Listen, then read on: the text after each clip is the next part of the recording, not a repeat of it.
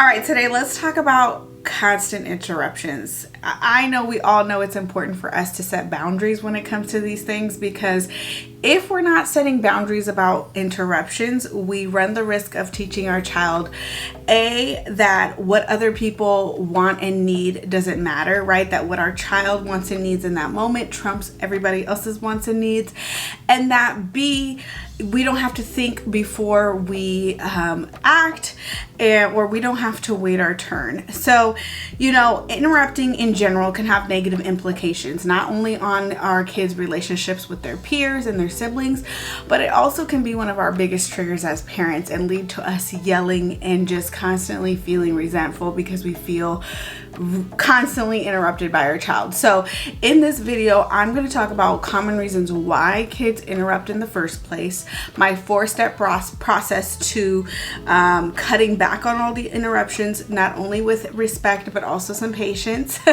And then make sure you stay into the end, because I'm going to also be giving you some bonus tips. So let's dive in. Before we get into my 4-step process to cutting back on interruptions, I want to give you a free gift, and that is my free discipline workshop called How to Get Your Child to Listen to You Without Yelling. It is 100% free, and it's going to give you a step-by-step guide on how to increase cooperation and connection with your little one, and it will give you a lot of examples to help kind of bring this information to life. So go to themomspsychologist.com/workshop to watch it for free.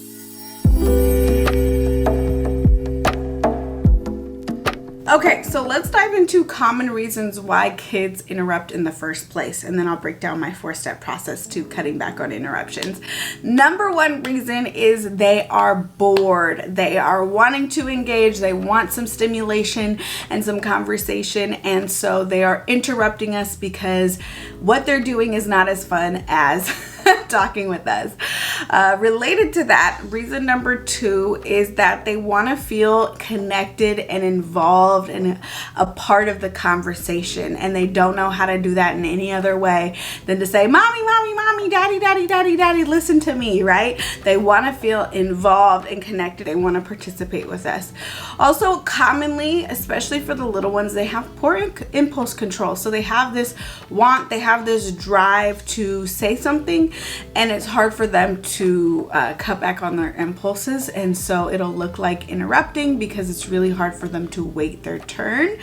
Also, a lot of the times, and I find this with my little ones, they get an idea in their head and they are so worried that they're going to forget what they want to say, and so they feel like they need to blurt it out in that moment, or they're going to forget, and that really stresses them out because they really they're like, this idea is really important, I really need to convey this to you, and I need to do it now before I forget.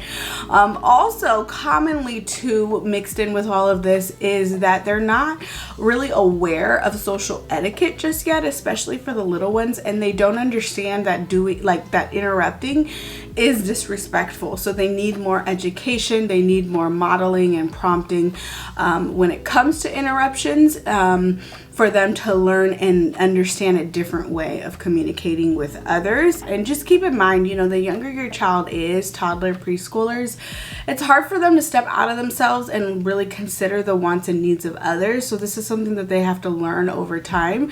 And with our education and our modeling and our coaching, they will pick this up. But especially for the toddlers and the little ones, they're all about themselves, right? They're very self-focused around this age because they're coming into their own identity. And so you'll see a lot of interrupting just because they just don't have the awareness of other people and what's happening in the environment socially. And so this will be something that they will learn. But just keep in mind, it's not because they're rude or disrespectful or that they are trying to, push your buttons. It really oftentimes comes down to those common reasons. Now, let's talk about, okay, well, what can you do? What is the process in which to cut back on interruptions? Because commonly this is something that we will want to work with our child on so that they learn this over time. So step 1 is to explain why it is important to wait our turn in the first place to talk. So you want to just teach them about how it's respectful and it's thoughtful if we can let people finish what they are saying before we say what we want to say. And you can just help them understand, how do you feel when you are saying something and you're interrupted, right? How does that make you feel? Maybe does it make you feel frustrated, upset, sad, whatever it is, like help them understand from a feeling standpoint how it feels to be interrupted, because that will help them build that empathy for other people. So just providing very simple, non-judgmental education around why this is important in the first place, right? Because commonly we're like, stop interrupting me, or you just interrupted me, but we're not stopping long enough to teach them why this is important to avoid in the first place. And so this can be really helpful in curbing the behavior altogether. Also, explain what they can do instead. So it's not enough to say, stop interrupting me. We have to give them concrete tools they can do instead of interrupting people. So what we found that has worked really well for our daughters is because they were commonly like really scared that they were going to forget what they had to say if they didn't blurt it out. And so you remind them, you can remember what you have to say. Maybe you can use one word to remember. So let's say they want to talk about horses, then you can say, you can repeat horses, so you don't forget the idea or the thought that you wanted to tell us while you wait your turn. You can also let them know that they can raise their hand, or they can put their hand on your shoulder. Like, come up with some signal that they can give you while you are talking to somebody else, so that they can communicate in a way, hey, I have something I want to say, but I don't want to interrupt. And then that's your cue. Okay, I'll be right with you, right? So come up with some kind of gesture, hand movement, hand up, whatever it is that kind of works for you guys. Just don't forget, like, when they're doing it, because I hear this all the time. They're like, we made the, gesture to put your hand on my shoulder, and then I forget that that means that you have to tell me something. So make it an obvious gesture that it will be obvious in the moment that they are trying to get something across to you, right? That they have something that they want to tell you. And start with short periods of time and gradually work your way to longer periods of time. This is really important, right? Especially if this is something that you're starting to practice. You always want to give them smaller doses of practice and help them build mastery from there, right? So let's say you're really working on interrupting, and you find that when you and dad are talking, for example, that they commonly interrupt the conversation. So, and let's say, you're working with them, you help them understand, why it's important not to interrupt others and what they can do instead. And let's say they give you that secret hand gesture, they're raising their hand, and you're in the middle of talking with dad about something. You just want to be mindful to, yes, have them wait, but then wait for a short period of time and then say, okay, hold on, can you wait right there? I'm going to see what she has to say or he has to say.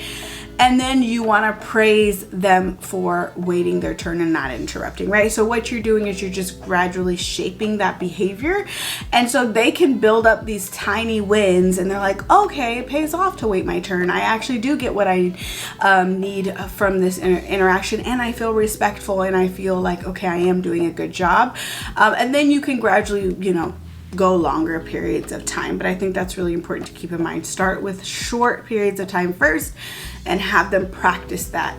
And then step number 3 is explain ahead of time when you need to focus or do something else. This is really important. I get it. We can't always do this 100% of the time, but let's say you're about to get on the phone, or you're about to go do the dishes, or whatever it is.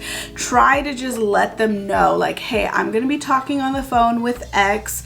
Please play quietly over here and don't interrupt our conversation unless it's an emergency. And then you can explain, of course, what qualifies as an emergency. Or you can say, I need to talk to your dad about something important. Do you need help finding something to do while you wait, right? Or while we talk? Or, hey, I need a 10-minute break, right? I'm gonna set the timer and use one of these visual timers because they're very helpful for the little ones, because then they can see in a concrete way, what really is 10 minutes. So I'm gonna set the timer, and you can, here's an activity, here's a puzzle, here is something that you can do while you wait.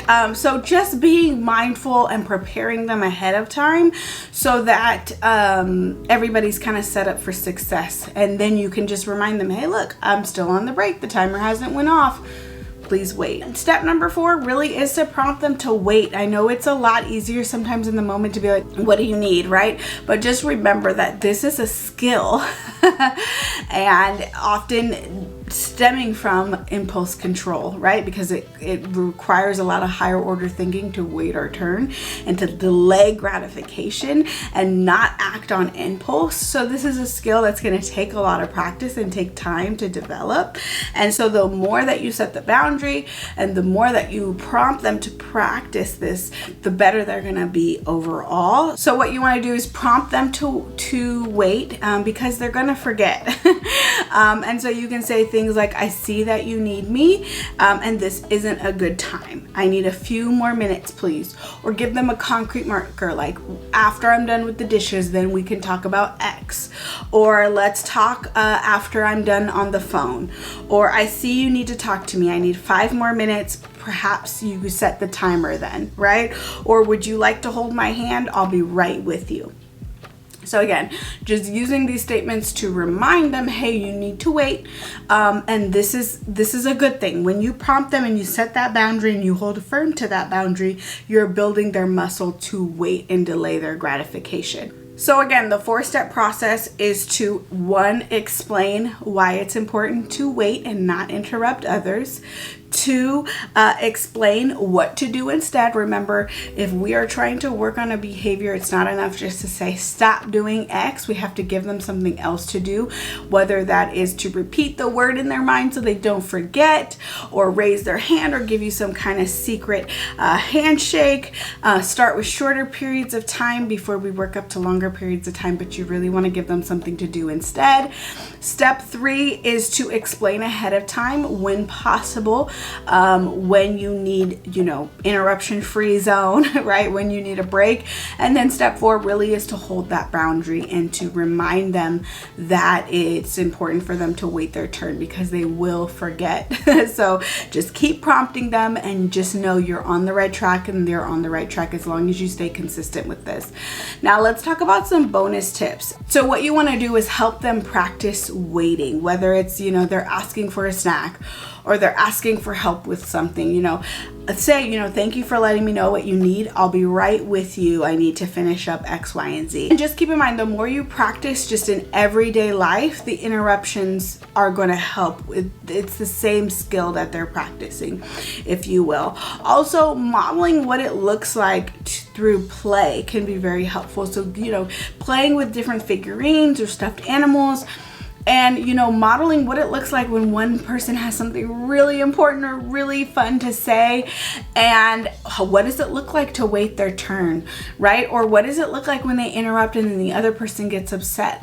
Like, just role playing some of those different scenarios can be a really fun and engaging way to help your child understand these concepts. And also role playing when everybody's calm, just between the two of you, right? Like, hey, let's just imagine mommy's on the phone, right? And you're on the phone talking, and then they have something they want to say, like, let's practice with, if you have a hard time waiting, what might that look like to interrupt, right?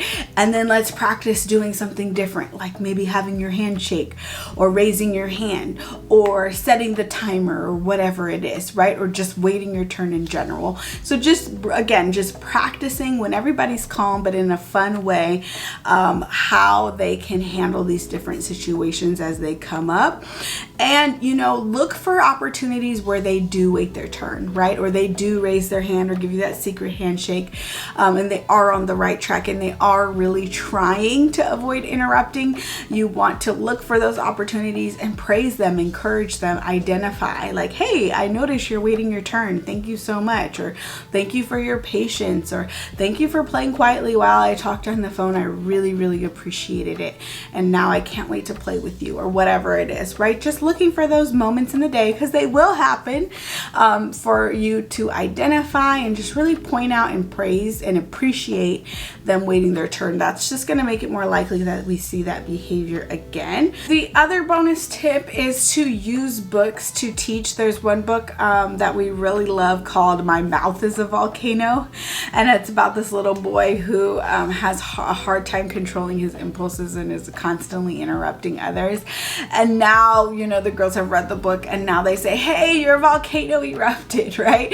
And so we can kind of use that fun, playful analogy just to help them understand when they're interrupting, but also too, they help us understand when we are interrupting, because I think it's really important to also consider and think about and reflect on, you know, how often do we interrupt our kids, like when they're taking a really long time to say something, or, you know, we just need to get something across to them and we view it as urgent, right?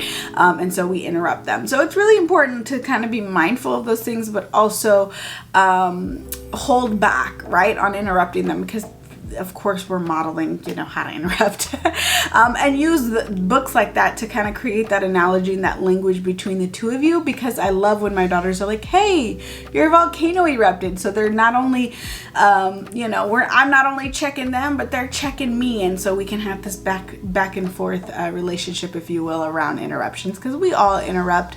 And sometimes it's just a bad habit, and it can be helpful in the relationship when the other person feels comfortable being like, hey, like, I didn't appreciate that. I was trying to say something really important. So using books is a wonderful way to teach these concepts. And I'll go ahead and link some other ones in the description if you're watching on YouTube. So be sure to give this video a thumbs up if you're watching on YouTube. Let me know down in the comments below what other skills you want to teach your kids, so that I can hopefully make more helpful resources around those topics. And again, before you leave, definitely watch my free discipline workshop, how to get your child to listen to you without yelling. You can go to themomspsychologist.com/workshop to watch the workshop for free. And huge thank you to those listening in on podcast for leaving an Apple review. That always just helps me and supports my work and just spreading the word to other families about this podcast. And I think that's all I have for today's episode. I hope it was helpful, and I will see you in the next one. Bye.